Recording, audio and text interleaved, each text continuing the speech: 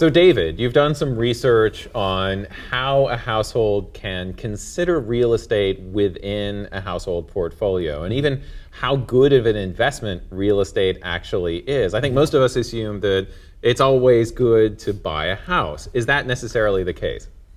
No, it's not. Taking a step back, real estate is the most valuable asset in the world, tangible asset. It's worth more than the value of stocks and bonds combined. The value of homes in the U.S. is about $28 trillion. And so it's very, very important, but I think it's often overlooked in terms of how risky it is for client assets. I did a paper recently and I found that real estate, if you own a home, the risk of the home is about 60% stocks and 40% bills on average. So it's a very risky asset that has returns that have been about equal to inflation historically before costs, but after costs, possibly negative in nominal terms.